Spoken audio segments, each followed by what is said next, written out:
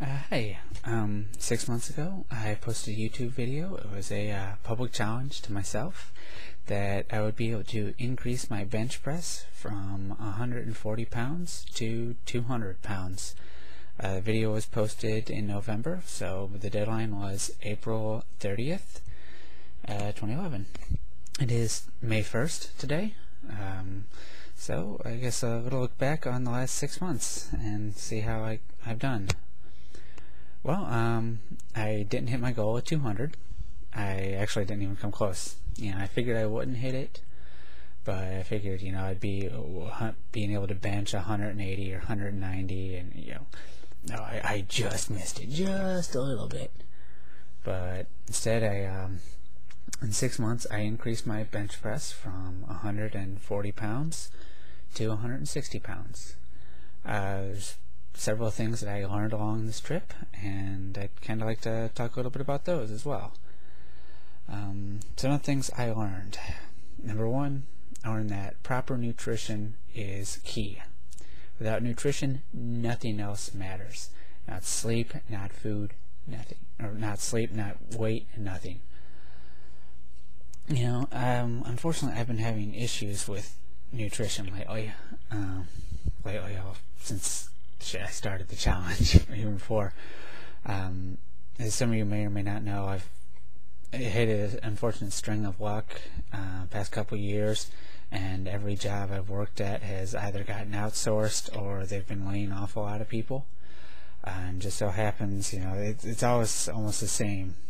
Corporate comes in, does a safari tour. Hi, how are you? They leave 5 minutes later. Next thing you know, 30 or 40 people from the office are getting pink slips. And generally I'm always one of the last hired, so, first fired. So, lately working minimum wage jobs to try and support myself and others just hasn't been conducive to me being able to eat properly. I've been eating ramen noodles 3-4 times a day, and when you're pulling 400 calories and you should be pulling 3,500 so you can gain mass, it's just not going to work. So, without nutrition, I think that was my biggest building block, or biggest stumbling block. Another issue I had is I liked to dilly-dally. I read a lot on the internet, and as a scientist, I love to have all the information before I start. I'd read multiple blogs and articles on places like AskMen and fitness.com, military.com, places like that. And, eventually I realized it's pretty much the same article just being ripped off of one site, put on another with a new byline and upload date. So, I tried different exercises. Dorian Yates, Blood and Sweat, Lee Hayward, the AskMen, Get Ripped Quick, all sorts of them. And eventually I encountered Wikipedia, and they actually had a page. I don't know how I got there, but I went to Wikipedia to see if a Kähler manifold was the same thing as a generalized Calabi-Yau manifold. And it turns out it is, but it's not important. What it is 4 hours of link clicking later, I come across this website or web page that talks about strength training or weight training or one of those, and then it had a list of exercises to do to increase your chest. 10 exercises. Each exercise takes 3 reps. 3 sets. Each set is 8 to 10 reps. So, right there, that's, 180 plus reps. Dorian Yates, if you do 20 sets or 20 reps, then you're not doing it right. And so I just eventually said, screw it. Started bench pressing, trying to hit that 180 rep level. I haven't gotten to it yet.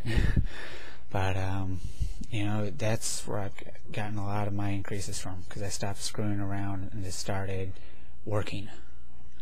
And a part of that is, lifting. It shouldn't be physical. It's not 100% physical. There's a lot of mental acuity involved in this. One day wasn't paying attention to the amount of weight I was racking. I put on 20 pounds too much, started benching, not paying much attention, and after about 4 sets, I started noticing that I was really tired. So counted the weight, realized that instead of being at 120 pounds like I usually was, I was at 140. So, big mental roadblock. Mentally I'd been holding myself back. I can only, this is as far as I can go. I'm having problems pushing all this weight. And it turns out that it was all mental. It wasn't physical at all. Another thing, it's other things I learned, stretching. You read these articles on the internet that they talk about, just do all this lifting, lift with a Smith machine, bench, overhand bench, decline bench, get in there, get out, and they don't talk about stretching. You have to stretch. Stretch before you do the exercises, stretch during your rest periods, stretch afterwards. Otherwise, you're going to end up with really sore muscles. Okay. Speaking of experts, most experts aren't. I was on, I want to say Lee Hayward's website. Nice guy. He was talking about, working out your arms and how to get big guns and, quickly. And it's, it was a fairly good article. He talked about doing curls, bicep curls, preacher curls, hammer curls, and then on page 4 of this article, he just takes this turn right, major right turn into wacky land.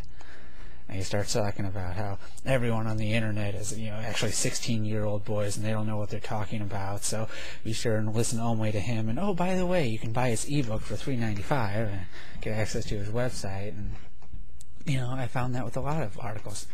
3/4 of the article is fairly good information, and then you hit about that 75% mark, and then it just takes a right turn into wacky land.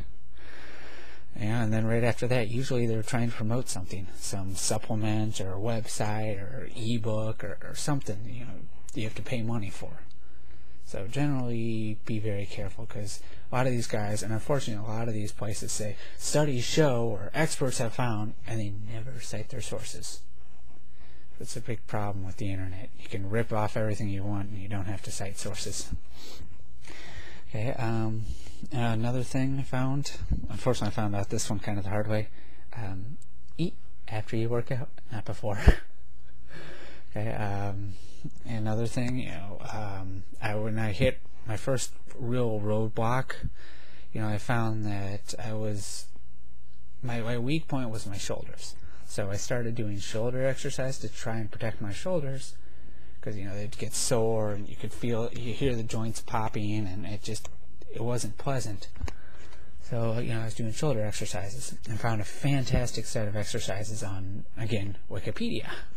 So I started doing those, and once my shoulders recovered from doing those exercises, and even though it was only 2 or 3 pound weights I was working with, it just phenomenal exercises. I was able to add 10 pounds right away to my total bench.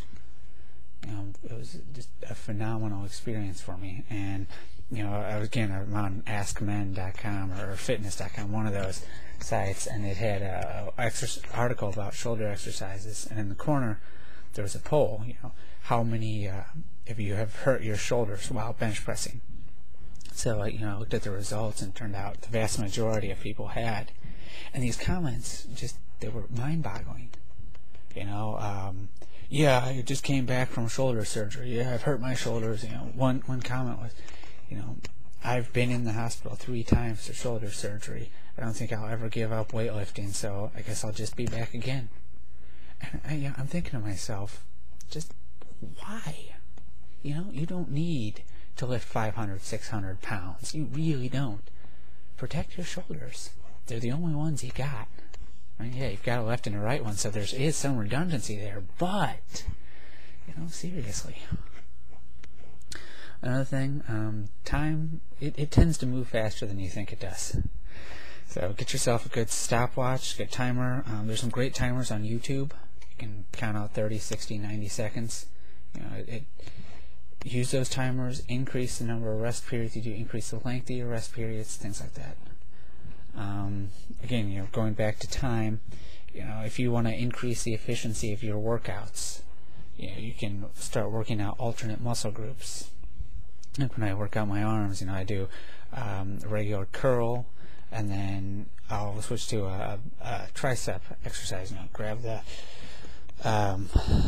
weights, and then just lift up, and then come back down. Rest for a moment, and then back to curling. And you don't have to rest as long as you normally would, because you're working alternate muscle groups, not the same muscle group again and again and again. And also, if you see article or you see commercials, work out for 7 minutes a day. Those are just crap. Working out for 7 minutes a day, you work out one muscle group once for 7 minutes, and then you move on to the next one, and then the next one, and then the next one. So 7 minutes won't cut it.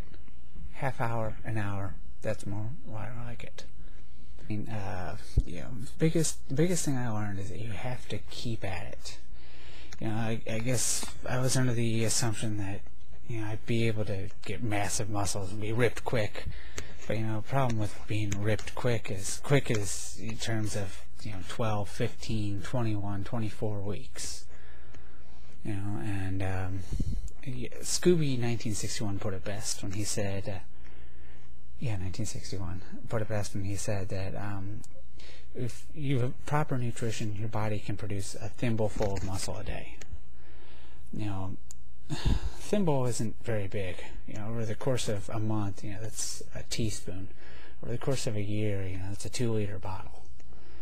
So it's not a lot, but over time it builds up. And if you don't have proper nutrition like I didn't, then there's really nothing. You won't get a lot of gains. Another big, it's just a lot of great resources I found for helping me here were Wikipedia. Wikipedia was invaluable because it was able to point me towards regimens that just made me break through walls. Scooby 1961, he's a YouTube presence, and he has a website, I think Scooby's Forums, Scooby's Workshop, something like that, free, and he just has phenomenal videos. And there's a group called Passion for Profession. They produce some videos, and if you work out along with them, they kick your butt, but they help you keep tempo. They help keep you motivated. And that's one thing that you must have. You must have motivation to do this.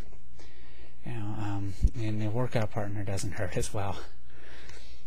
I went over to Gold's Gym the other day, and to get some information about gym membership. Because it's the closest gym near me. Walk in, and the gal at the front counter is like, "Someone will be with you momentarily. Have a seat."